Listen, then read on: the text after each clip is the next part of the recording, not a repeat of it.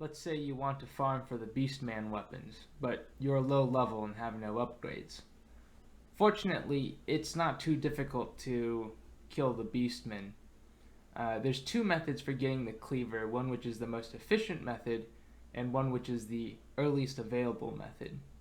You're going to want to have a setup here with enough arcane and faith to cast the rot breath incantation. You can use uh, the two fingers talisman, a headpiece, as well as the physics to make it happen. And then you want to go through the bottommost gate at the four belfries. The important point here is to lock on to the rightmost beastman, which is the thrower one, and do a fully charged rot breath to knock him off the edge. Like so. You want to be careful not to do the same to the one with the cleaver, though.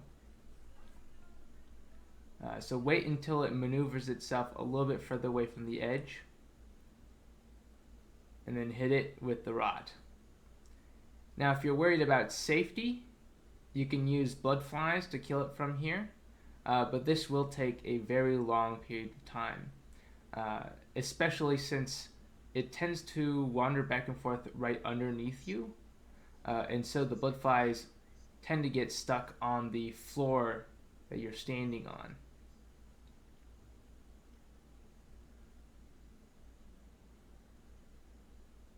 This is at 4 times speed, and you can already tell it takes a long time to do so, but it is 100% safe. And then you can just jump down safely to grab any loot that drops. On the other hand, the slightly riskier method uses the same setup, except that instead of casting blood flies, swarm of flies, you will just go down and use the usual Flame of the Redmanes plus Misericord combination to stunlock and kill the Beastman. Just be careful, since you may take damage off the drop, and this is still a boss tier enemy at low level. Fortunately, 2 staggers does the trick, and you can just loop that until you kill him.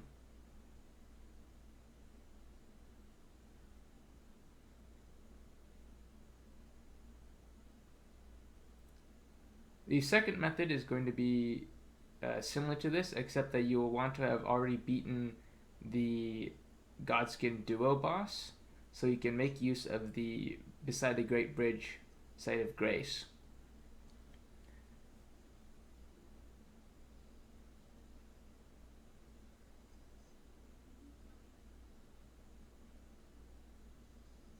As for your setup, since you do not need to cast an incantation, you'll want to put in a little bit of damage boost with the Flame Crack tier, as well as the Opaline Bubble tier, just in case, for your protection.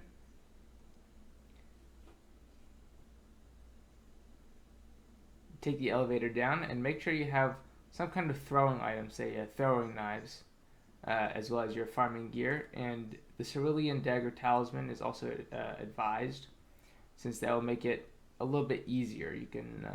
You won't have to drink any blue flasks. The reason why we're using daggers here is so that we don't attract the attention of the casters in the room there beyond this Beastman, since they will follow you into this room if they notice you, and they will be a pain.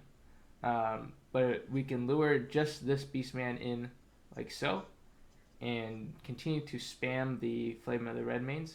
Since his attacks are slow, it's pretty easy to spam 2 out and continue to stagger him into these riposts for an easy farm.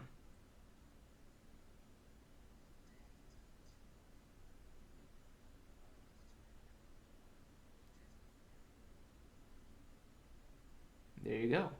As for the curved swords, the optimal spot, as far as I'm aware, is the first bonfire in Farum Azula.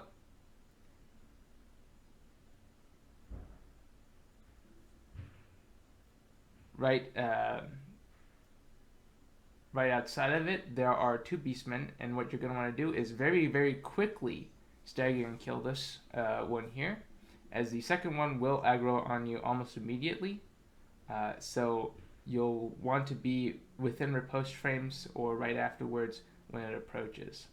Fortunately, the curved sword Beastmen can be staggered with one Ash of War, with the rare and dangerous exception of when they're in the middle of certain animations where they do not take full stagger damage. So be on the lookout for that. In terms of your gear, just put on protective gear since it doesn't really matter what damage boost you have.